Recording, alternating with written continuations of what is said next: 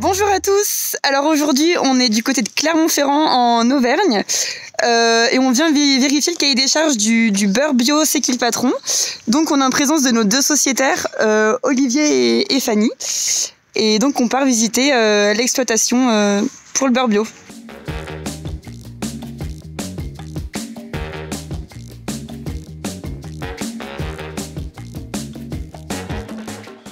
Pour vous expliquer un peu, en fait, il y a 15 ans, je vais prendre 25 ans en fin d'année, il y a 15 ans, je suis venu en vacances avec mes parents là, il y avait un petit fil.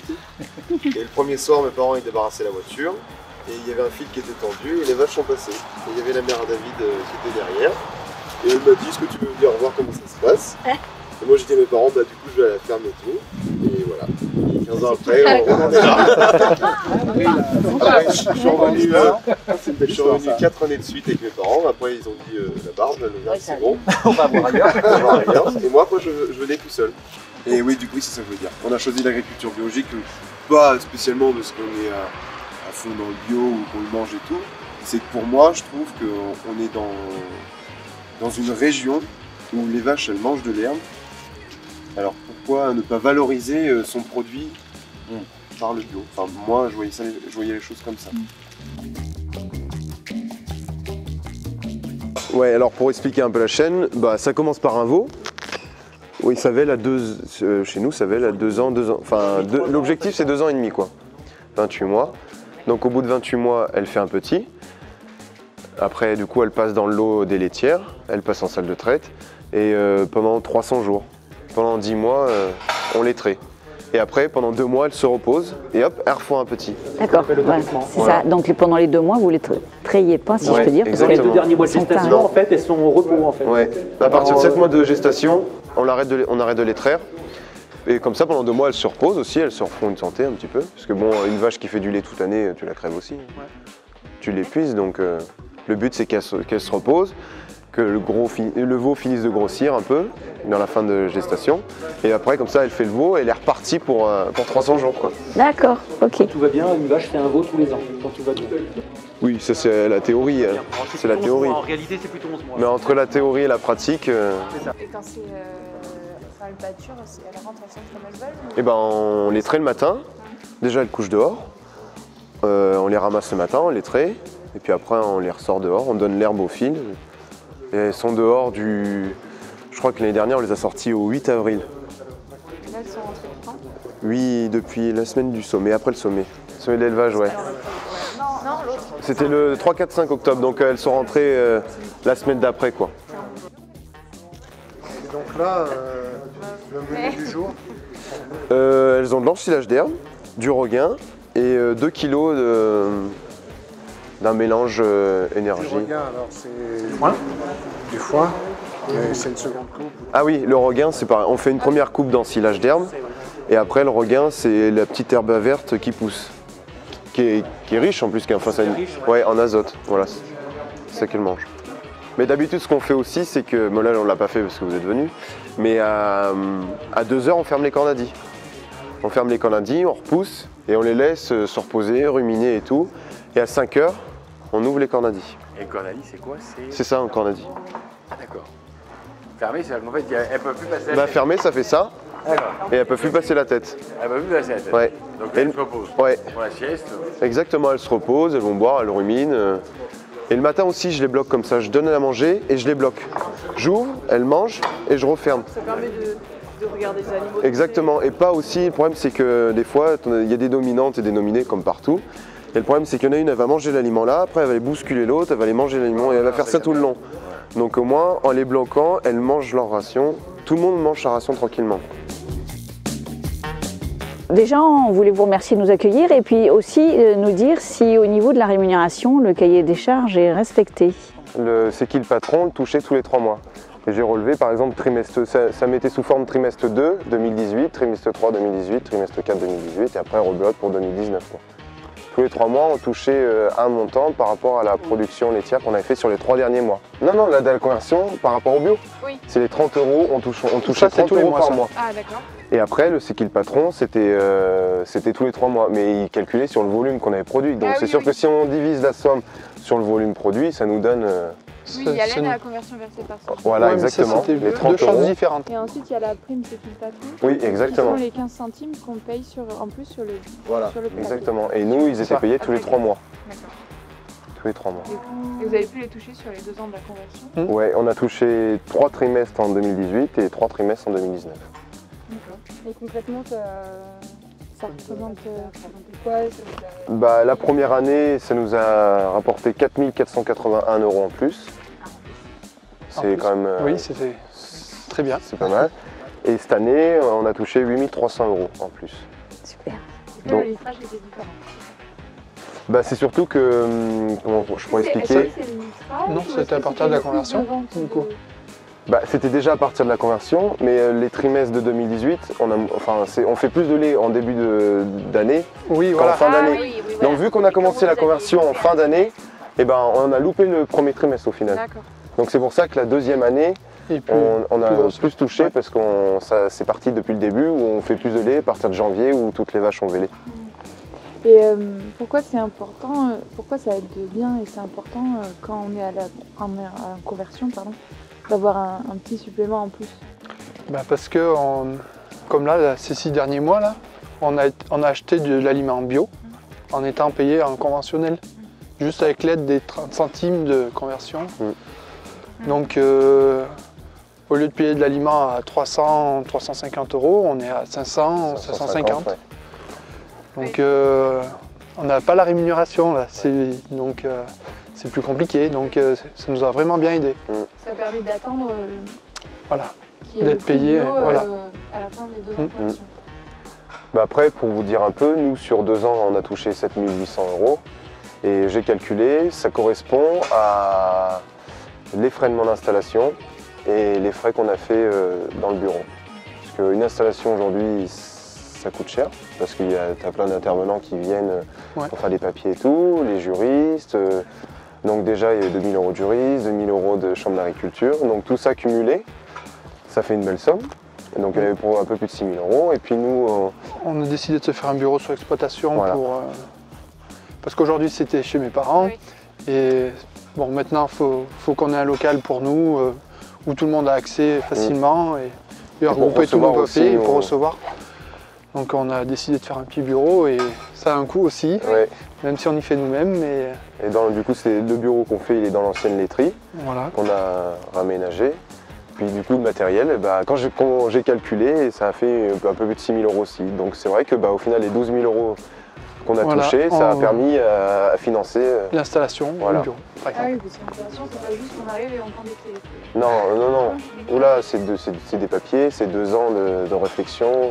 Oui. Non, ça se fait pas comme ça. Non. C'est pas comme ça. Mais c'est sûr que des fois, par exemple, trimestre 2 de 2019, on a un virement de on a un plus 3 300 € sur la paye de lait. Quand tu connais. Oui, c'est agréable. Faut dire ce qu'il y a. C'est agréable. Non, c'était vraiment un plus. Non, mais je pense que c'est une bonne chose. C'est motivant.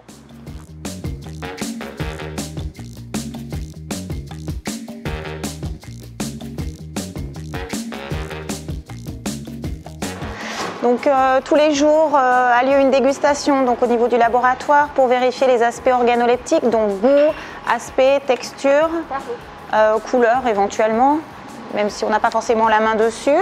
S'il n'y a pas de problème, les produits pourront être libérés en l'état. S'il y a une anomalie qui est détectée, on va recouper les avis et prendre la décision de bloquer le produit s'il y avait une anomalie avérée. Donc ce qui est important quand on fait la dégustation, c'est de garder la traçabilité des produits pour pouvoir retrouver après quel est le produit qu'on a dégusté. Donc chez nous, on fonctionne avec la DLUO et puis la ligne de fabrication, puis après le produit qu'on est en train de déguster. Et ensuite, on a une espèce de grille de référence qui nous permet de savoir, de classer le produit en fonction des anomalies qui peuvent être constatées et donc de décider s'il est commercialisable ou pas. Vous en ouvrez combien par jour? Combien on en ouvre par jour? On est facilement à une vingtaine si on prend toutes les catégories de produits. Oui, mais à chaque fois pour un lot, vous ouvrez qu'un paquet. On ouvre une plaquette par lot, oui, pardon. Par tank, ouais. Ça va être très parlant. Par lot de matières premières en fait. Voilà, donc le beurre doux en premier, on commence toujours par le beurre doux. On fait toujours le beurre demi-sel en deuxième pour éviter d'avoir le goût altéré. Vous regardez, il y a l'acide Alors en critères libératoires, effectivement, on va mesurer le pH et le taux d'humidité, qui sont, alors le pH c'est pas réglementaire, mais pour nous ça fait partie des cahiers des charges. L'humidité qui est un paramètre réglementaire. Et ensuite on va faire de la bactério sur toute notre production, hein, donc on prélève sur toutes les lignes, où là on va faire un indicateur d'hygiène qui sont les entérobactéries. Et en fleur d'altération, les levures et moisissures qu'on recherche également. Voilà. Et ça, c'est fait quotidiennement sur la totalité de ce qui est produit ici et qui sont les critères pour lesquels on attend les résultats avant de libérer le produit, enfin avant de le mettre sur le marché. Moi, j'avais encore une question sur la variabilité du produit en cours d'année. Est-ce que vous, qui avez l'habitude de goûter, est-ce que vous constatez, par exemple, avec les lait de printemps, les crèmes de printemps, la couleur, oui, est-ce que l'odeur est différente? Couleur un peu plus fort. Voilà, c'est plutôt au niveau de la couleur en termes de goût, pas particulièrement. Le taux de matière grasse, il a plus d'impact puisque de toute façon derrière on est tous à 82% de matière grasse.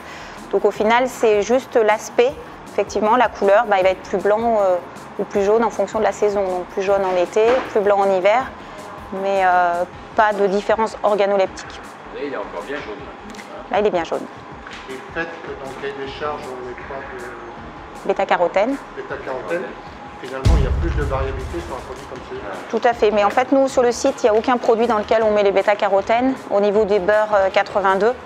Donc effectivement c'est la variabilité que vous retrouvez quand vous achetez du beurre en fait. C'est pour ça qu'on a sur l'emballage, il est écrit sa couleur et sa consistance varient selon les saisons. Tout à fait. En fonction de ce que mangent les vaches, comme avant pour les vaches. Alors quand on parle de la consistance, en fait, c'est le fait que le beurre peut être plus ou moins dur en fonction des saisons, selon ce que va manger la vache. La composition en matière grasse, enfin en acide gras va être différente.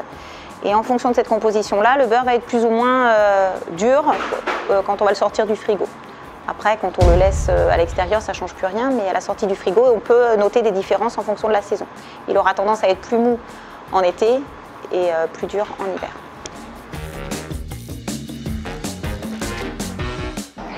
Donc vous êtes ici dans le local de réception, expédition de l'ensemble des citernes du site. Donc on voit ici l'opérateur fonctionne avec des plannings, on en parlait tout à l'heure, donc on reçoit différents types de matières. Chaque citerne va avoir un numéro unique et par ce numéro unique démarre la traçabilité. Donc on a un numéro à code barre que vous retrouvez sur nos logiciels de suivi et ce numéro à code barre définit le type de citerne avec le type de produit défini. Et l'opérateur va pouvoir avoir un visu sur son planning pour dire, ben voilà, à 7 heures, je vais avoir une citerne de lait que je réceptionne, de lait conventionnel. Vers 10 heures, j'en ai une autre en tournée bio de collecte Sodial Union. Et on va, au fil de la journée, enchaîner les différents types de produits. Mais on part vraiment d'un numéro de citerne avec un type de produit affecté.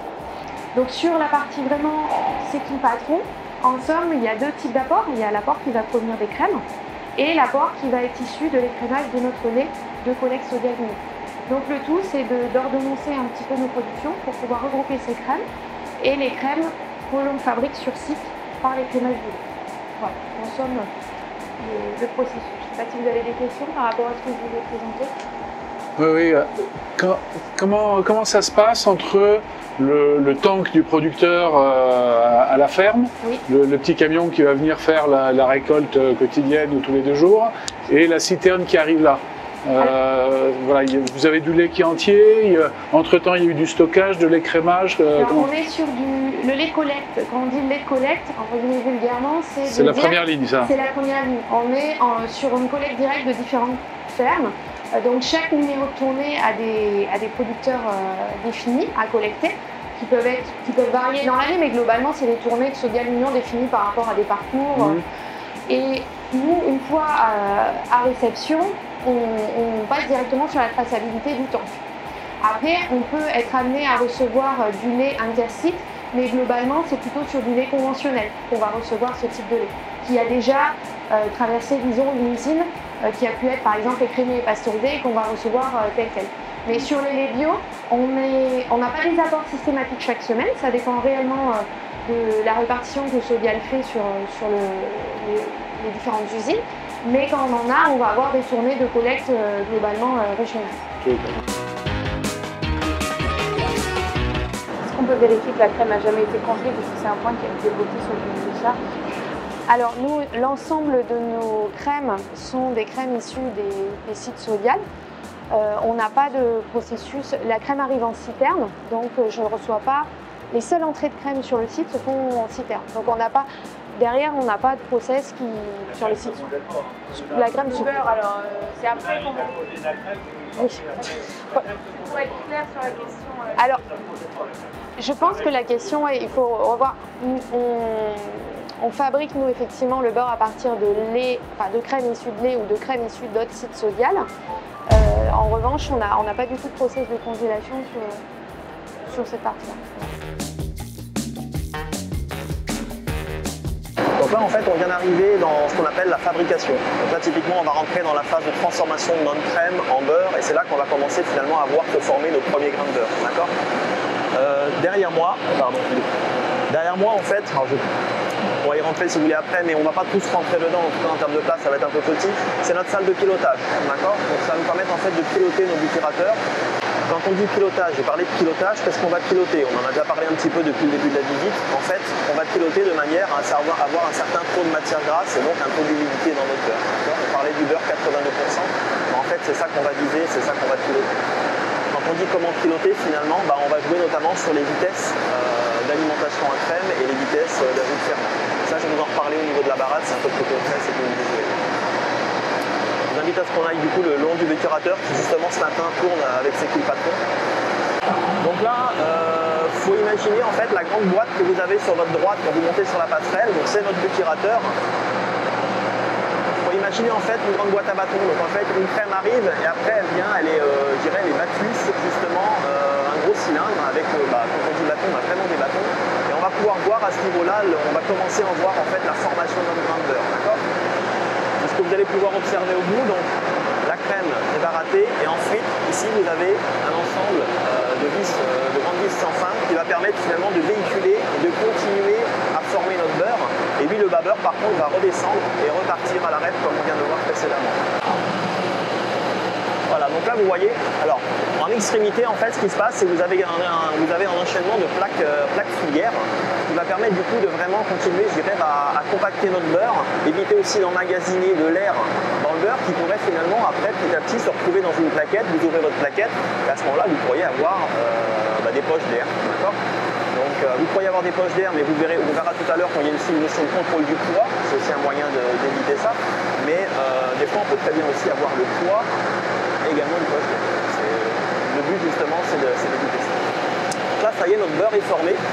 Et ensuite, donc à ce niveau-là, on va être également dans notre process, on va venir ajouter du coup des ferments acides ou ferments aromatiques, et également la partie, je dirais, saumure, donc quand on fait du demi-sel notamment. Donc ferments acides notamment, c'est justement on veut essayer d'acidifier un peu notre produit, on en parlait tout à l'heure avec notre crème d'huile douce. Et également ferments aromatiques pour amener un petit peu une partie de diacétyl, c'est-à-dire un petit goût de noisette. D'accord ?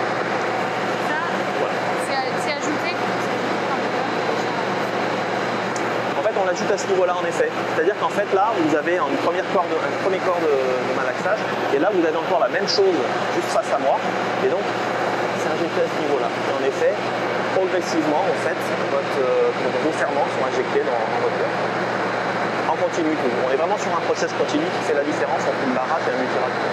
Les ferments que vous avez ajoutés, c'est un standard, c'est tout, c'est adapté en fonction de vos analyses en ligne et des qualités organoleptiques. Alors il varie pas sur une fabrication, notamment sur un produit, notamment si on revient au produit, on revient au cahier des charges, c'est fixe, c'est-à-dire qu'on ne va pas dire je mets tel type de ferment ou tel type de ferment en fonction du prélèvement qui vient d'être fait par mon pilote. Donc c'est fixe, ça fait partie du cahier des charges, ça fait partie du produit. Et voilà, en fait, on va venir former notre plaquette. Donc d'un côté, on va dérouler en fait notre film aluminium pour venir ensuite donc former la plaquette. Donc d'abord, vous avez la plaquette qui se forme au niveau du plateau piston qui est en haut, d'accord ? Et comme vous pouvez le voir, si vous penchez un petit peu, la plaquette descend et en amont sur la côté gauche, en fait, on transplate une petite feuille de papier et en fait la lèse qui elle a été prédécoupée. Et en 4 étapes, en fait, on arrive à avoir notre plaquette correctement pliée en sortie de machine de conditionnement. ce niveau-là, vous avez en fait 100% des plaquettes qui sont pesées. Donc toutes les plaquettes passent sur une balance en fait en dynamique. Et si jamais une plaquette faisait par exemple 245 grammes parce qu'on a eu une poche d'air, comme je le disais tout à l'heure, à ce moment-là, elle va être directement éjectée dans le petit bac qui est là. D'accord ? Ce qui nous permet de garantir automatiquement que tous nos produits sont conformes en termes de poids dès qu'ils sortent. D'accord ? Et c'est bien 100% des plaquettes qui sont pesées. On est vraiment en dynamique sur l'aliment. Donc là, on va dire que ça va être du suremballage châssis. Donc on va d'abord parler d'un groupage. Donc en fait, ce qu'on voit là, c'est du groupage de plaquettes. Et après, en fait, à l'arrière, le carton se préforme. Et l'assemblage va se faire, collage, étiquetage pour notre traçabilité toujours. Voilà, donc là, les colis sortent en bout de ligne, sont étiquetés.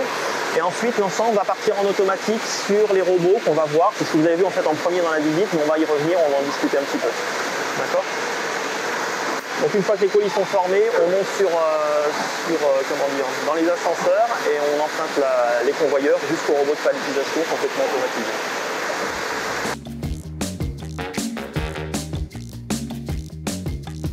Et voilà, notre journée touche à sa fin. Donc je suis toujours avec Fanny et Olivier. Donc qu'est-ce que vous avez pensé de cette journée? Riche, dans tous les sens du terme. Très satisfaisante. On a vu le traitement du lait des producteurs. On voit qu'ils aiment ce qu'ils font, ils le font bien et ils sont rémunérés en conséquence. Donc pour moi ça me va. Je suis contente d'acheter du lait qui est produit de telle manière.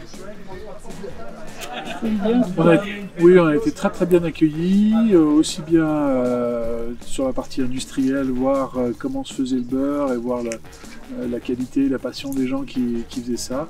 Et un moment très intéressant et assez touchant de voir à quoi on sert, de voir qu'on a aidé des jeunes à démarrer, de voir qu'il y a des gens qui se convertissent en bio et qui sont aidés par ces petits patrons.